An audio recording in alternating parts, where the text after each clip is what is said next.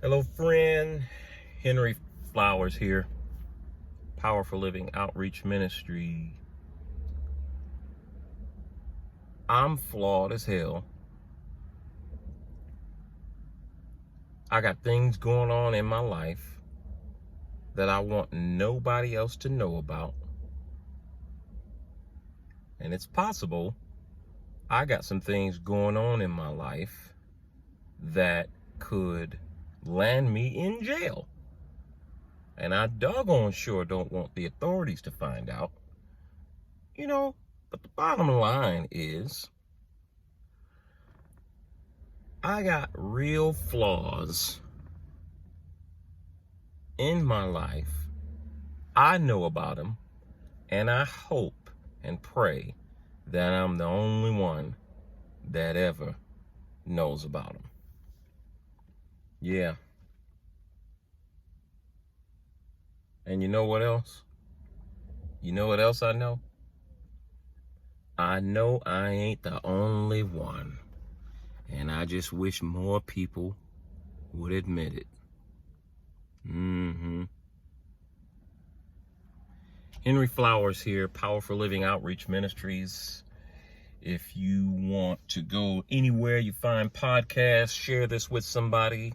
Look up Powerful Living with Henry Flowers. You'll find my podcast. Empowerment sessions where we go into the upper room and we discover ways to go from where we are to living a life that we love through Jesus Christ. Listen, that's happening soon. And I want to, invite you. So on Tuesday nights, I think once we get to a certain number, I'm thinking the number is between 10 and 20. On Tuesday nights, if you're here in the Cincinnati area, you want to join me for empowerment sessions where we'll talk more and more about subjects that I just mentioned. And we help you go from where you are to living a life that you love in Jesus Christ. If you want to join me, we're going to be at 5616 Wolf Pen Pleasant Hill Road in Milford. That's just right off of 275, about a couple of blocks away from Milford High School and or Milford Middle School. We're going to be at General Dentistry in the upper room. Tuesday nights will start about 7 p.m. We are kid friendly, so you can bring your kids. We got a separate room for them. Have somebody there who's capable as well. And so we want to get together. And if you want to call us and let us know that you're planning to be there when we get started, you kind of RSVPing, if you will. 513-404-7793 is our number. Send me a text that says, hey, Henry, send me more information about your empowerment sessions. When you guys are going to get started?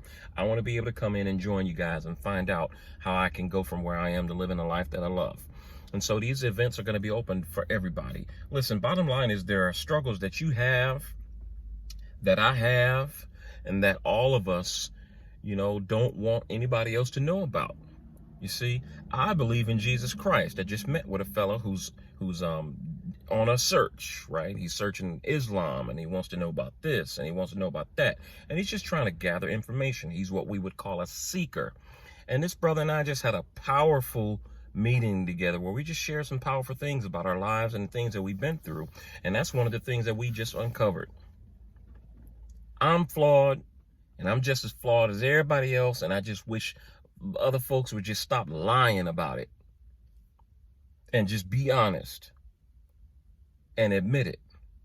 Because I think the more and more we admit it, the more and more we free ourselves from the weight that the enemy of our soul wants to put on us. The more you admit your flaws, the less you pretend. You see, none of us wants to carry extra weight because it causes you pain. It causes you to look different, walk weirdly. It causes you to be slower in your life. Carrying more weight than you're supposed to, it causes you to be slower and not make the pace or the time that you're supposed to make on a destination. Carrying a whole bunch of weight and the weight of trying not to be wrong, trying not to look bad, trying to keep your secrets under wraps, man, that weight is heavy. And it causes you to be inauthentic. It causes you to operate in a certain way, do certain things. It causes you not to connect deeply with people.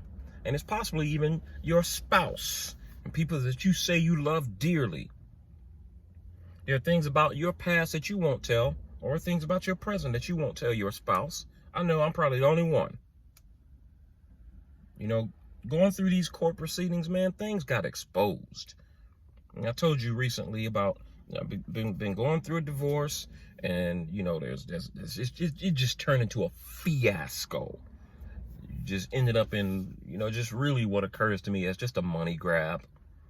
And I've shared with you the things that my ex-wife is after, and there's things that I don't want to give up. I'm not a rich man. I don't want to be financially ruined as a result of a divorce. We weren't married that long, no children involved, and a whole bunch of assets. This could have been real simple until she got attorneys involved.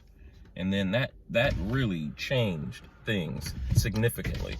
Once attorneys got involved, end up with about $18,000 worth of attorney fees just for her. And the judge made me responsible for a good portion of that. And I felt angry, bitter. You know, I felt targeted and attacked and hunted the whole time. And I'm having trouble getting over that. I want to bite back and fight back. I want to be vengeful. I want to retaliate. And my faith in Jesus Christ tells me don't do that. And I'm struggling with that. Because I can. Oh yes.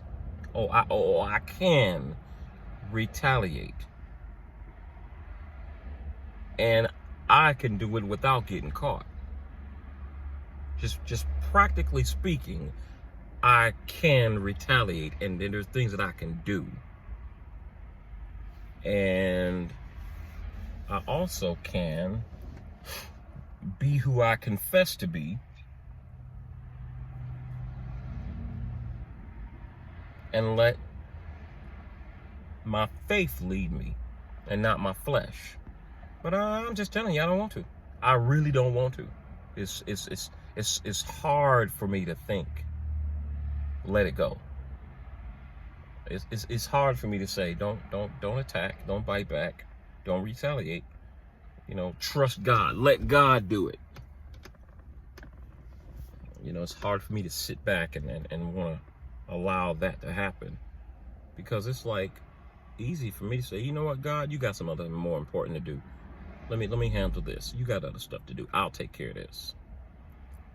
And that's the struggle that I have. And so that's the part of me that when I take a look at that thinking, you know, those are some of the things that I don't want anybody else to find out about. I don't want anybody to know the thoughts that I have about her bankruptcy, her divorce attorney, or her bankruptcy attorney, or any of her counsel. All the people that sat in that courtroom and made me look bad.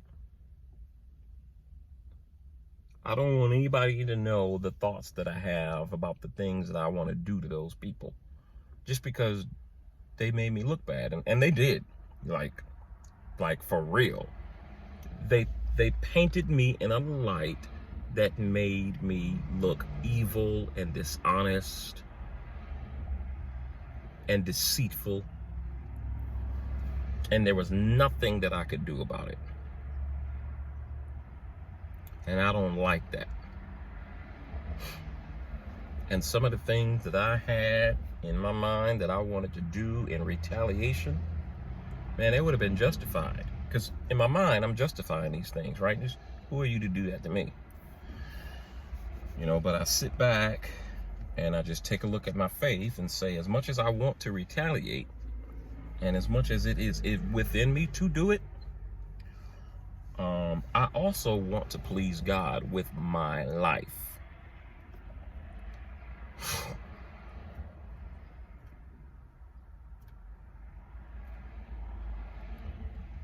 As much as I want to retaliate, I also want to have good things in my life.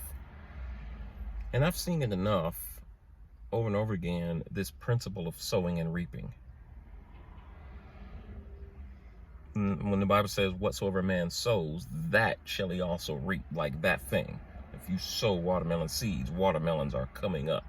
If you sow the seeds of an apple, there's apples coming up. That thing that you sow.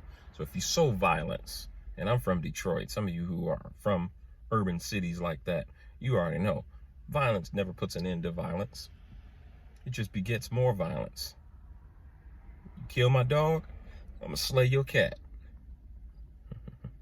You come after my brother, I'm coming back at you with 2 other guys, and we gonna do worse to you than you did to my brother.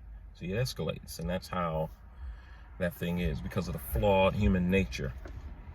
And so for me, it's really difficult, but I'm trying, and I think I haven't retaliated yet. I have not made a plan to do so, and I'm just telling you just the thoughts that are going on in my mind that are just being exposed. I don't know if it's being exposed by God or by, my own desire to not be evil, but these thoughts are being exposed, and it just takes power away from me. It's caused me to lose sleep at night. It caused me to lose my joy, my peace during the day. Something's going on that I should be happy and joyful about, and it's hard for me to enjoy that moment because why? I'm thinking about what her attorney said to me, or how much money I gotta pay my ex-wife, which is significant. There's a ruling recently that says, yeah, you're responsible for this amount of her attorney's fees. Wow. It's crazy. So I think that if I'm going to live a powerful life, number one, I need to practice what I preach. Something that a good friend of mine recently challenged me on. She's asked me, you should say you're not that person.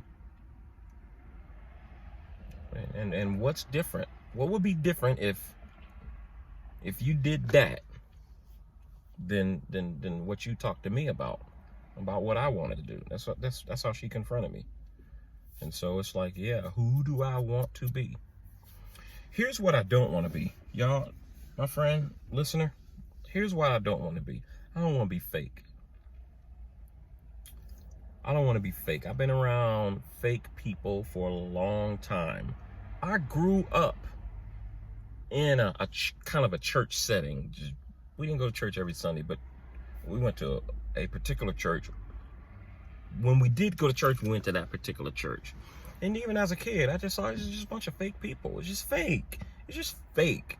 These people were in church and acting all holy and stuff and quoting the scriptures and stuff.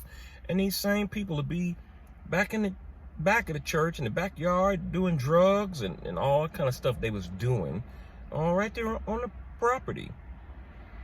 And these were just mean people, say mean things to me as a kid, but you smile in my parents' face. But the mean stuff you said to me a few minutes ago, they're just mean people. You're just not a nice person.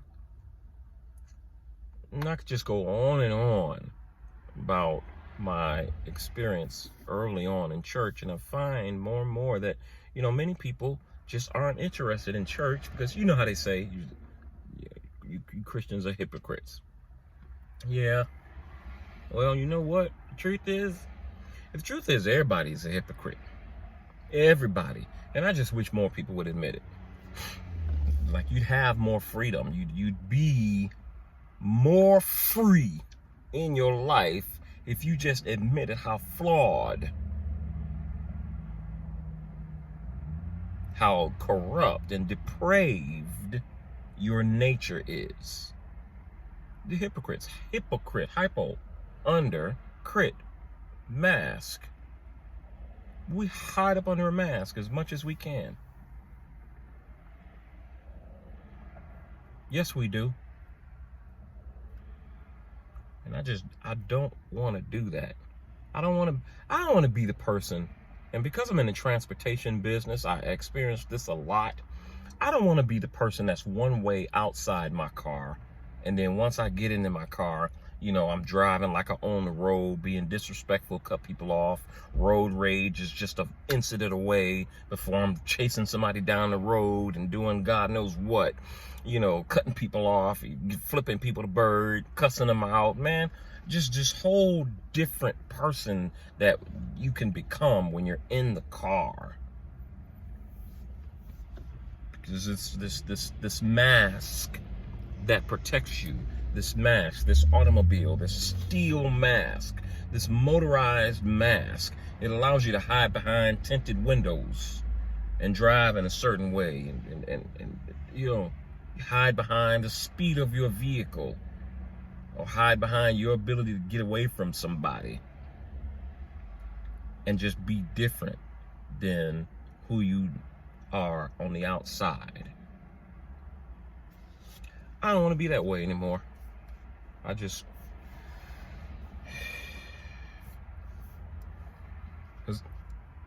if I'm going to teach powerful living, I want to be living it. If I'm going to stand in front of people and say there's a better way, I want to be at least striving for that better way. Now, I do know that I'm never going to make it to the point where I'm perfect or flawless. Even Jesus said, listen, there is no one good among you, not one. I think it's James chapter 2, verse 10. He said, listen, if you keep the whole law, the law of God, if you keep the whole law of God, but yet offended in one point, you are guilty of all. James chapter 2, verse 10. Now that doesn't mean if you keep the whole law, if you lie, God sees you as a murderer or a rapist or a thief. No, it means that the whole law being kept is required. And that if you offend it in one area, if you miss it in one area of the law, you are just as guilty of breaking the law as anybody else in offending any other area of the law. So it's not that God sees a liar just like he sees a murderer. No, if you lied, you broke the whole law. You're guilty of being a lawbreaker. I confronted somebody the other day. It wasn't really a confrontation, but I just said, this idea of being a rule keeper. No, you're not really a rule keeper. You just pick certain areas and things where you keep those rules. And that's the truth. Well, yes, I do. No. If you drive 1 mile per hour over the speed limit, you are no longer a rule keeper. That's a rule. Obey the speed limit. If you approach a stop sign and do not come to a complete stop before you proceed through that stop sign, you've broken the law. That makes you not a rule keeper. And that's not being petty. That's being practical and real. And I would love for more people to be that way. And I think God would love it too. And especially those of us who claim the name of Jesus. Listen, we are required to do those things.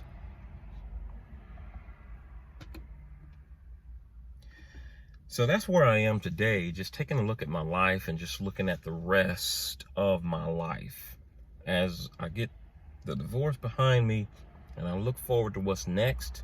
Powerful Living Outreach Ministries, I think, will go as far as I go. And my ability to impact people will be measured by my ability to allow God's Holy Spirit to impact me. Because I don't want to be somebody who does not practice what I preach. I do want to be a standard, or at least have some standards. And also I know how flawed I am. And I'm also going to always be willing to admit it. And I'm also going to call people to do the same with me, because I'm just finding out that it's true. Scriptures say if you confess your fault, you will receive mercy. But if you hide your sins, you will be judged. And there's just peace that comes along with being a vulnerable, transparent, honest person.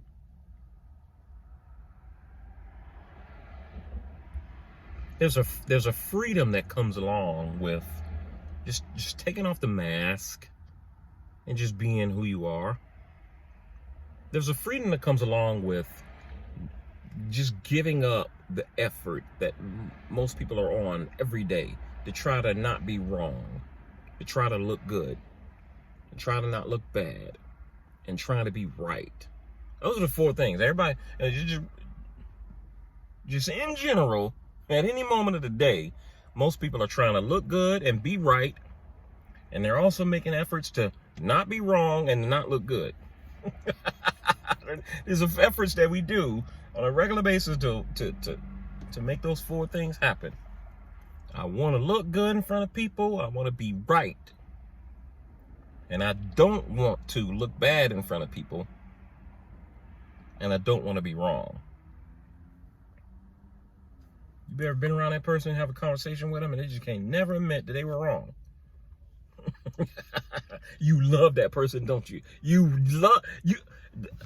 When you wake up in the morning, you ask yourself, how much time can I spend around this person? Because I love being around that person because they're never wrong.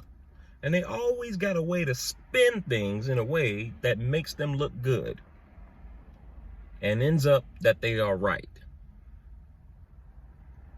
No, you can't stand that person. And most people can't, because most people know that they are terribly flawed. They just don't want to admit it. Yeah.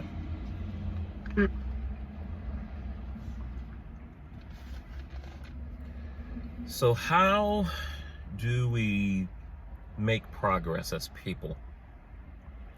I think that a good way to move forward toward powerful living is that you just have somebody in your life, and it can start just as small as you want. Maybe it's a roommate, maybe it's your spouse, a friend, sibling, co-worker. Just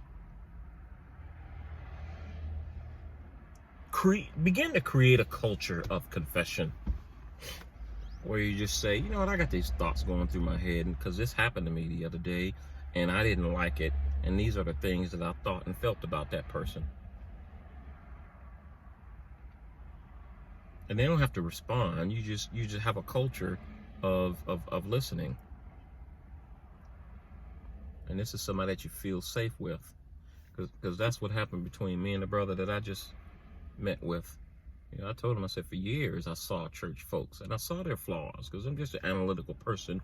I just take in information based on what I see. I watch patterns and I remember patterns, and I watch people and I see people doing these things, and I see you doing that, and I see this person banging their fist on the podium preaching the gospel, blah blah blah blah, hellfire and brimstone, and then a couple of weeks later they're getting escorted out of their office by the FBI, and their computers are being confiscated because they were found being a part of a child porn ring. And those are the kind of things where, just let you know, wow, that person just as flawed as I am. But they were doing a good job pretending to be right and a rule keeper. And so if you have that person where you can begin to develop that relationship with, and you guys just say, hey, listen, because that's what's going to happen at the empowerment sessions. We're going to come together and we're going to commit to being people who want to have a more powerful life. People that want to go from powerful church services and powerful church sermons to powerful living. And all of us are going to agree to that and stick to that and commit to that. And so when we get together, we're going to confess our faults and struggles and things that we're going through, because the stuff that you go through, and I might work with you one-on-one in front of whoever else might be there, and the things that I work with you on, we're going to be honest and complete with each other and not try to hide anything. We're just going to work together through these principles of powerful living that Jesus set out. And then as we work together one-on-one, the people who are there listening, they are going to see themselves in your work. They're not going to judge you. They're definitely not going to judge me. Why? Because they're going to see themselves. The thing that you're talking about, somebody else, 5 people in that room are going through the exact same thing. Listen, I've been doing this for years. I can tell you what I know. The guys in my men's group, man, we say stuff that our wife said or our girlfriend said, and it was like, this dude must got a bug in my house because my wife said the exact same thing. That's crazy. And it's human nature. There's nothing new up under the sun. We're flawed, right? And this is what we do. And so you work through these things together, and we confess together, and we commit to doing the work together to try to be better.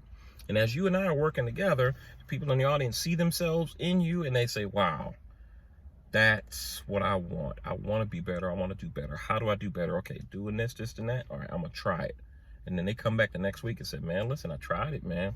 And I said this, as opposed to being angry and responding out of anger, I did what you said. I took a deep breath and I said kind words. And that person's demeanor changed and turned around on a dime. See, this is practicing your faith, practicing the thing that you say you want to do and to be. Yeah, that's what Powerful Living Outreach Ministries is. That's what the powerful life that Jesus Christ said when he said, there's a thief, he's coming to kill, steal, and destroy, but I'm come that you have life and have it more abundantly, right? That more abundantly means a rich and satisfying life. That's where we get powerful living from. See, that's what Jesus is talking about. You have a life on this earth where you make a powerful impact in somebody else's life. The gospel is designed to empower you, not just to deliver you into heaven.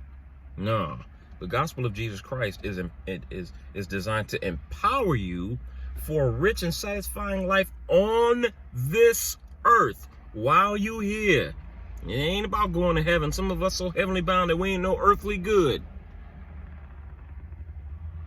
That's not his best. He said, I want you to have a rich and satisfying life right here on the earth while you are here. And it's about how you impact the lives of other people. And the first one of the good steps to make is being willing to say to yourself, you know what? I'm terribly flawed. And I know I ain't the only one. And I just wish more people would admit it. Henry Flowers, Powerful Living Outreach Ministries here. I ain't going nowhere. I'm coming back.